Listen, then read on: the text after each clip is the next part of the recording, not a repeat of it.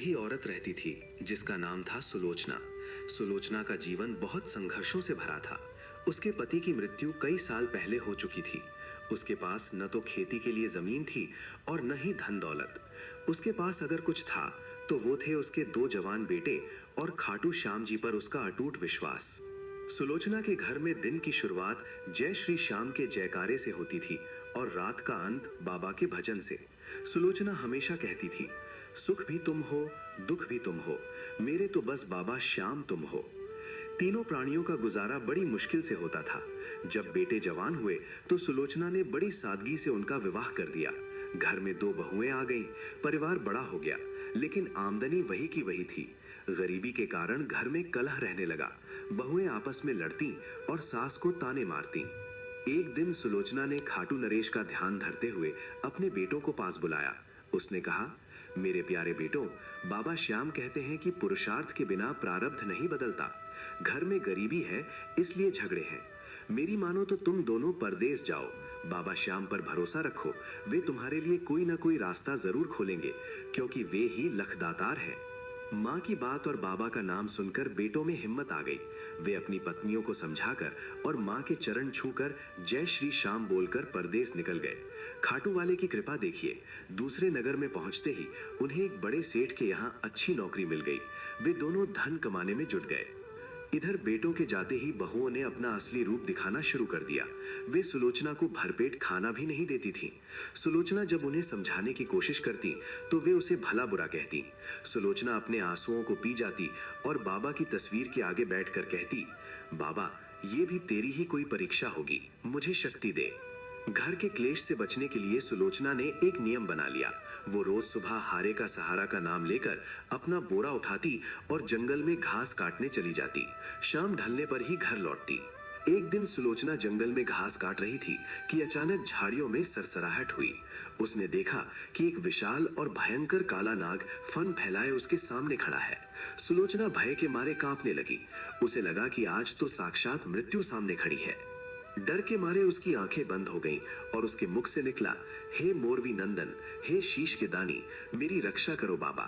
जैसे ही उसने बाबा श्याम का नाम पुकारा, एक चमत्कार हुआ। वो सांप जो उसे डसने वाला था शांत हो गया।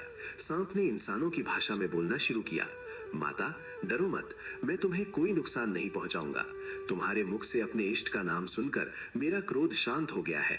लगता है उस दयालु श्याम बाबा ने ही मुझे तुम्हारे पास भेजा है। एक सांप को इंसानों की तरह बोलते देख सुलोचना हैरान रह गई। उसने हाथ जोड़कर आसमान की तरफ देखा और मन ही मन बाबा को धन्यवाद दिया। उसने पूछा, हे नाग देवता, आप कौन हैं और आपकी क्या परेशानी है? सांप ने कहा, माता, मैं पिछले कई दिनों से भूखा हूँ। मैं पहले एक ऋषि के आश्रम में रहता था। वे ऋषि एक गाय का दूध मुझे पिलाते थे। उनके देहांत के बाद मैं अनाथ हो गया हूँ। अगर तुम मुझे थोड़ा दूध पिला दो तो मेरे प्राण बच जाएंगे। मैं मरने की कगार पर हूँ। सुलोचना का कोमल हृदय पिसज गया। उसने सोचा, जीव दया ही सबसे बड़ा धर्म है। शायद बाबा श्याम इस रूप में मेरी परीक्षा ले रहे हैं। उसने सांप को वचन दिया, नाग देवता, आप यहीं रुको, मेरा बाबा सबका पालनहार है, मैं आपके लिए दूध जरूर लाऊंगी। सुलोचना घर लौटी, लेकिन उसके मन में दुविधा थी। बहुएं उसे खुद खाने को नहीं देती थीं, तो सांप के लिए दूध कैसी देंगी? उसने सोचा, जिस बाबा ने मुझे उस नाग की भूख मिटाने का माध्यम बनाया है, वही रास्ता भी दिखाएंगे। उसने तय किया कि वो छुप कर दूध ले जाएगी। एक दिन वो बड़ी बहू की रसोई से और दूसरे दिन छोटी बहू की रसोई से थोड़ा दूध चुरा कर ले जाने लगी। का बर्तन आसमान की तरफ करके कहती, बाबा, ये भोग स्वीकार करो और इस बेजुबान की भूख मिटाओ। फिर वो सांप को दूध पिलाती। सांप दूध पीकर तृप्त हो जाता और कहता, माता, तुमने मुझे जीवन दान दिया है, तुम्हारा ये उपकार मैं जन्म जन्म तक नहीं भूलूंगा। सुलोचना की जिज्ञासा बढ़ी। उसने पूछा, बेटा, तुम एक नाग होकर मनुष्य की बोली कैसे बोलते हो? क्या ये भी कोई माया है? सांप ने बताया, माता, ये मेरे पिछले जन्मों का कर्म है। मैं राजा वक्रसेन का पुत्र हूँ। मेरे पिता की एक गलती से एक ऋषि की तपस्या भंग हो गई थी। ऋषि ने क्रोध में श्राप दिया था कि राजा की संतान सांप के रूप में जन्म लेगी, लेकिन बाद में दया करके उन्होंने कहा था कि 25 वर्ष बाद ये श्राप समाप्त हो जाएगा। आज से 24 साल पहले मेरा जन्म हुआ और मेरे पिता लोक लज्जा के डर से मुझे जंगल में छोड़ गए। अब मेरे श्राप के कुछ ही महीने बचे हैं। मुझे विश्वास है कि तुम्हारी जैसी श्याम भक्त की सेवा मिलने से मेरा उद्धार निश्चित है। सुलोचना को उस पर बहुत दया आई। अब वो रोज उसे अपने बेटे की तरह दूध पिलाने लगी। उसे उस सांप में श्याम बाबा की छवि दिखने लगी। कहते हैं ना कि पाप का घड़ा भरता जरूर है, लेकिन यहाँ तो धर्म की परीक्षा हो रही थी। एक दिन बहुओं ने देख लिया कि घर से दूध गायब हो रहा है। उन्होंने जासूसी की और जंगल में अपनी सास को एक भयंकर नाग को दूध पिलाते हुए देख लिया। वे दोनों उल्टे पांव भागी और घर आकर दरवाजा बंद कर लिया।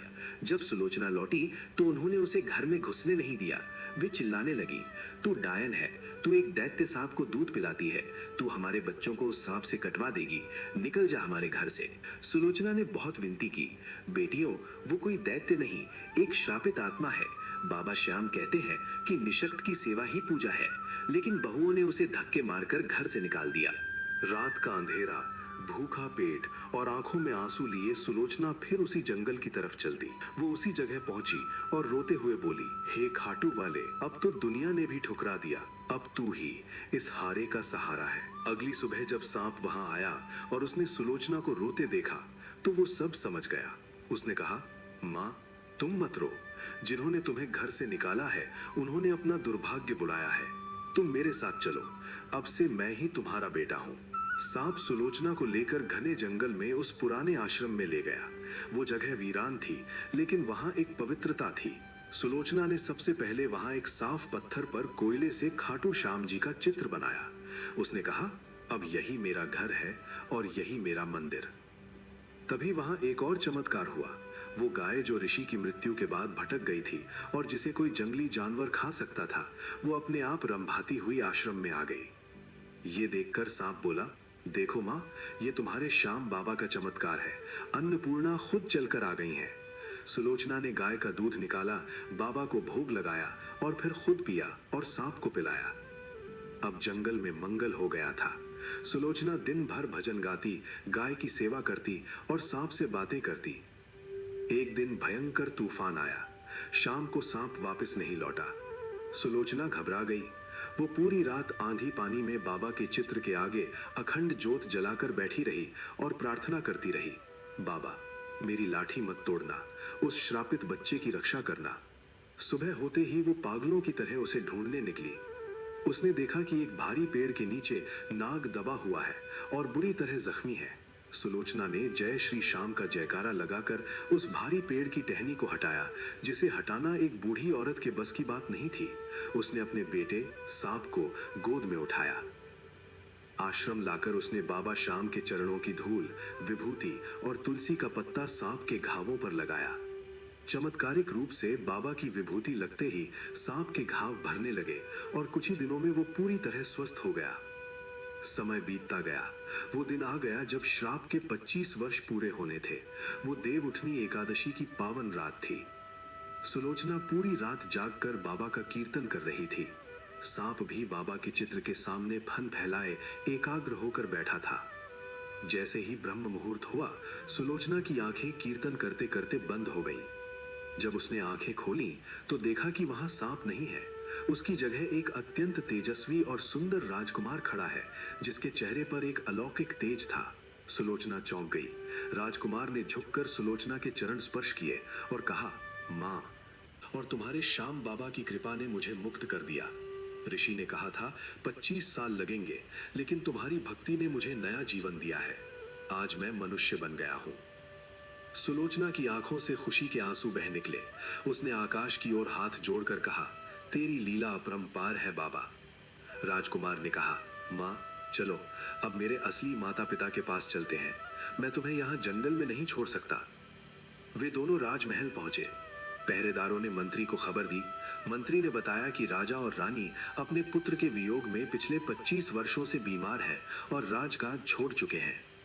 जब सुलोचना और राजकुमार राजा रानी के कक्ष में गए तो वहां मातम सा सन्नाटा था। राजकुमार ने आगे बढ़कर कहा, पिताजी, माताजी, मैं वही अभागा पुत्र हूं जो श्राप के कारण सांप बन गया था। राजा रानी को विश्वास नहीं हुआ। तब सुलोचना ने अपनी झोली से खाटू श्याम जी का चरणामृत निकाला और राजा रानी को पिलाया। चरणामृत पीते ही उनके शरीर में जैसे बिजली सी दौड़ गई। उनमें नई चेतना आ गई। वे उठकर बैठ गए और अपने बेटे को गले लगा लिया। राजकुमार ने सारी बात बताई कि कैसे इस बूढ़ी माँ ने उसे पाला और कैसे श्याम बाबा के चमत्कार ने उसे बचाया। राजा ने गदगद होकर सुलोचना के पैर पकड़ लिए और कहा, देवी, तुम साक्षात ममता की मूरत हो। तुमने हमारे कुल का दीपक बचाया है। अगले दिन राजकुमार का राज तिलक हुआ और उसने घोषणा की कि अब से सुलोचना इस राज्य की राजमाता कहलाएंगी। पूरा राज्य खाटू नरेश की जय के नारों से गूंज उठा। उधर गांव में जब सुलोचना के बेटे वापस आए तो घर में मां को न पाकर सन्न रह गए। पड़ोसियों ने बताया कि तुम्हारी पत्नियों ने तुम्हारी मां को डायन बताकर घर से निकाल दिया। ये सुनकर दोनों बेटों का खून खौल उठा। उन्होंने अपनी पत्नियों को फटकारा, जिस मां ने हमें पालने के लिए अपना पेट काटा, उसे तुमने घर से निकाल दिया। तुम दोनों पाप की भागी हो। दोनों बेटे अपनी मां को ढूंढते ढूंढते कई दिनों बाद उसी राज्य में पहुंचे। वहां उन्हें पता चला कि उनकी मां तो अब राजमाता बन गई है। वे डरते डरते महल पहुंचे। सामने सिंहासन पर सुलोचना बैठी थी और बगल में राजा, वही नागराज। बेटे और बहुएं सुलोचना के पैरों में गिरकर रोने लगे। बहुएं गिड़गिड़ाने लगी, मान जी, हमें माफ कर दो, हमने बहुत बड़ा पाप किया है। सुलोचना, जो अब परम भक्त की अवस्था में थी, उन्होंने उन्हें उठाया।